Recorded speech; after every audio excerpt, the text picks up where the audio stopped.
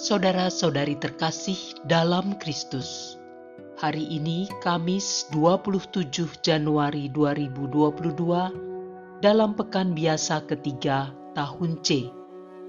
Bacaan dibawakan oleh Laurencia Ineke, Mazmur dilantunkan oleh Inge DS, dan renungan ditulis oleh Agustinus Ronald. Selamat menekuni Sabda Allah.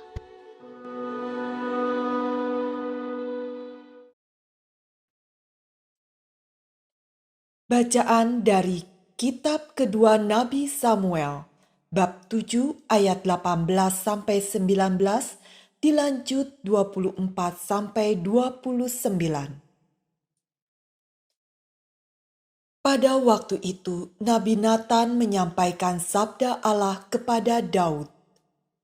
Sesudah mendengar seluruh sabda itu, masuklah Raja Daud ke dalam, kemudian duduk di hadapan Tuhan sambil berkata, "Siapakah aku ini, ya Tuhan Allah, dan siapakah keluargaku, sehingga Engkau membawa aku sampai sedemikian ini? Ini pun masih kurang di mata-Mu, ya Tuhan Allah.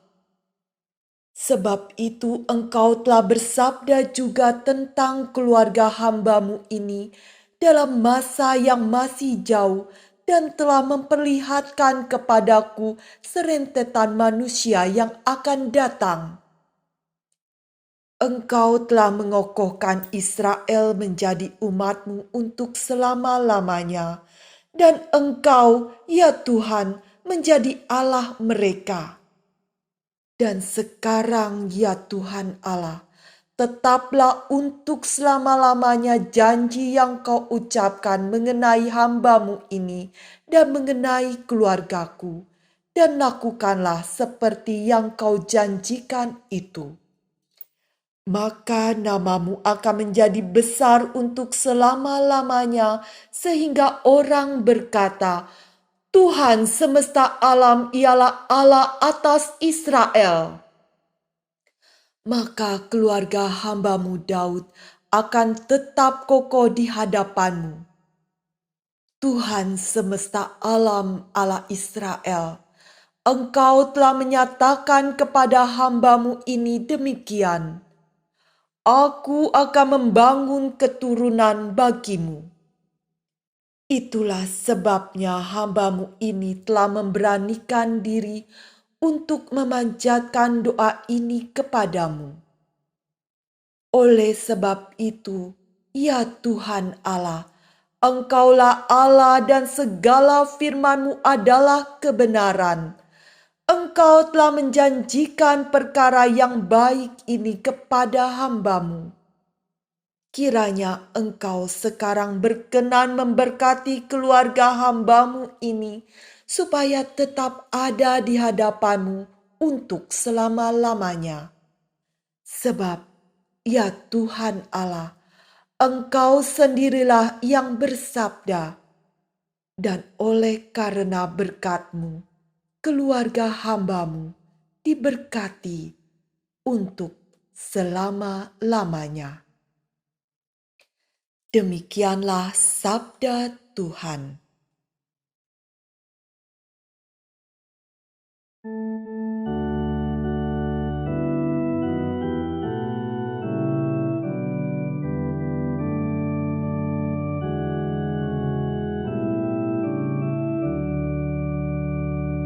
Tuhan Allah akan mengaruniakan kepadanya tahta Daud, bapa leluhurnya.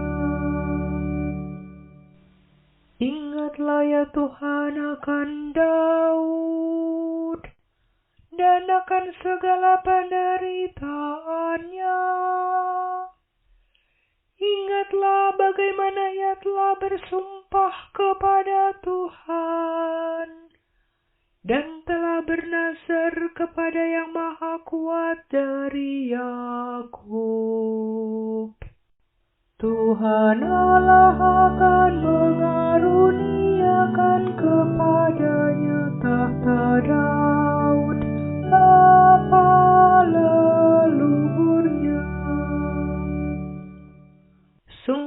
aku tidak akan masuk ke dalam kemah kediamanku, dan tidak akan berbaring di ranjang petiduranku. Aku tidak akan membiarkan mataku tertidur, dan membiarkan kelopak mataku terlelap, sampai aku mendapat tempat bagi Tuhan, kediaman bagi Yang Maha Kuat dari Yakub. Tuhan Allah akan mengaruniakan kepadanya tahta Daud, bapa leluhurnya. Tuhan telah menyatakan sumpah setia kepada Daud. Ia tidak akan memungkirinya. Seorang anak kandungmu akan kududukkan di atas tahtamu. Jika anak-anakmu berpegang pada perjanjianku dan pada peraturan yang kuajarkan kepada mereka, maka selamanya anak-anak mereka akan duduk di atas tahtamu. Tuhan Allah akan mengaruniakan kepadanya tahta Daud, bapa leluhurnya.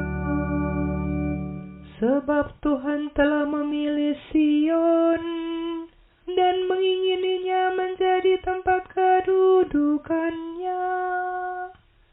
Inilah tempat peristirahatanku selama-lamanya. Di sini aku hendak diam, sebab aku mengingininya.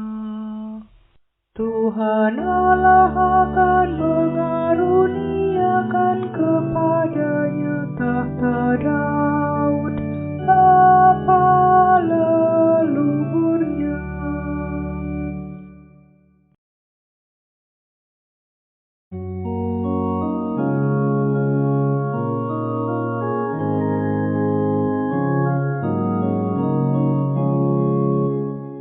Haleluya, haleluya, haleluya. Sabdamu adalah pelita bagi langkahku dan cahaya bagi jalanku. Haleluya, haleluya, haleluya. Inilah Injil suci menurut Markus, bab 4 ayat 21 sampai dengan 25. Pada suatu hari, Yesus berkata kepada murid-muridnya, "Orang memasang pelita bukan supaya ditempatkan di bawah gantang atau di bawah tempat tidur, melainkan supaya ditaruh di atas kaki Dian. Sebab tidak ada sesuatu yang tersembunyi yang tidak akan dinyatakan, dan tidak ada sesuatu yang rahasia yang tidak akan tersingkap. Barang siapa mempunyai telinga untuk mendengar, hendaklah ia mendengar." Lalu ia berkata lagi, "Camkanlah apa yang kamu dengar. Ukuran yang kamu pakai untuk mengukur akan dikenakan pula padamu, dan malah akan ditambah lagi. Karena siapa yang mempunyai akan diberi lagi, tetapi siapa yang tidak mempunyai, apapun juga yang ada padanya akan diambil." Demikianlah sabda Tuhan.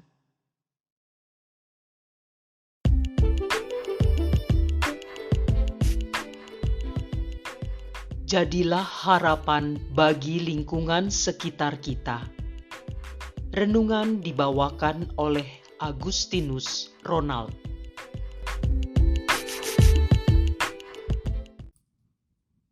Dewasa ini, informasi telah menjadi kebutuhan utama bagi setiap orang.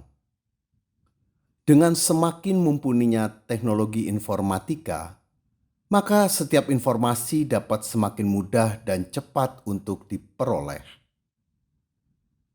Tentu saja keadaan ini telah mempengaruhi pola hidup dan pola pikir manusia. Misalnya berita bencana alam beberapa saat lalu yang terjadi di NTT. Dalam hitungan menit dapat segera diketahui masyarakat luas, sehingga segera dilakukanlah langkah-langkah tindakan kemanusiaan sebagai sikap peduli terhadap sesama yang menderita. Namun pada saat yang sama, semarak pula berita-berita yang menyesatkan atau dikenal dengan hoax di tengah masyarakat. Demikian canggihnya penyusunan informasi hoax tersebut, sehingga nyaris dianggap sebagai suatu berita atau pemikiran yang benar. Kedua kondisi tersebut di atas dapat dilakukan oleh siapa saja, yang tentu saja dapat mempengaruhi banyak orang yang bermuara pada pola tindakan. Tentu saja ini perkembangan yang menggembirakan sekaligus memprihatinkan. Apalagi ada kecenderungan orang lebih tertarik pada berita-berita hoax karena lebih sensasional. Yang menjadi tantangan bagi kita, bagaimana harus menyikapinya di tengah keadaan saat ini.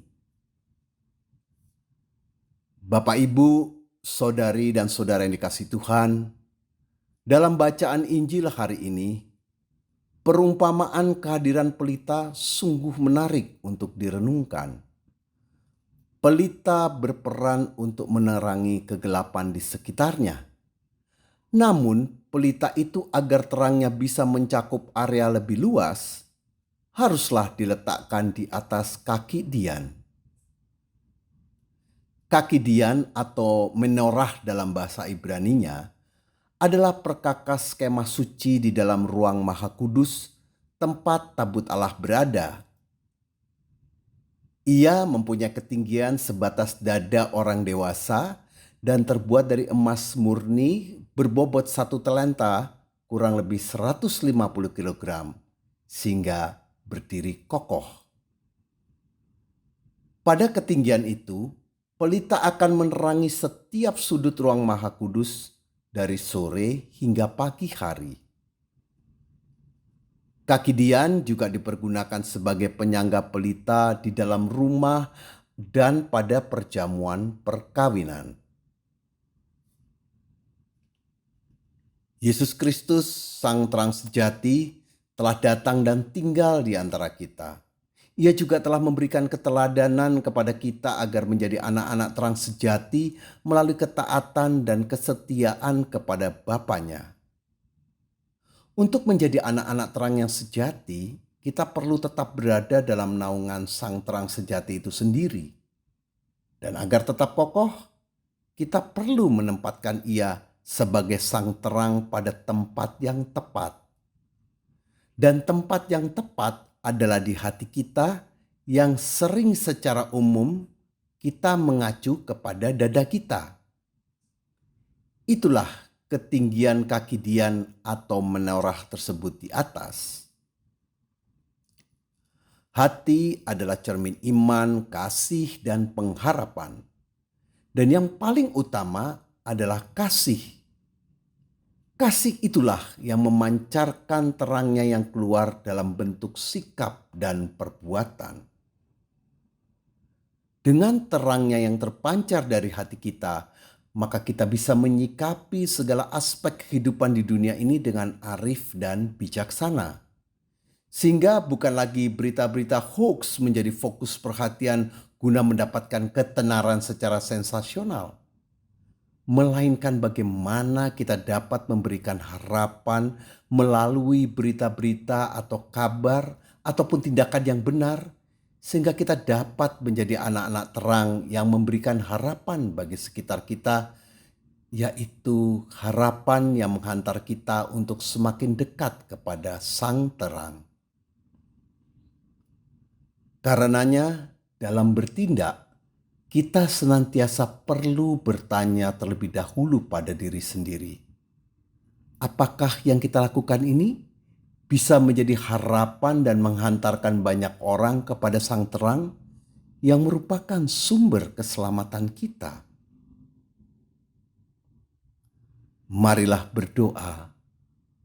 Allah Bapa di surga, semoga Engkau senantiasa berkenan untuk bersemayam dan bersinar di dalam hati kami.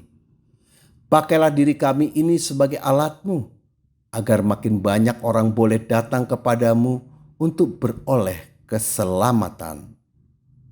Amin.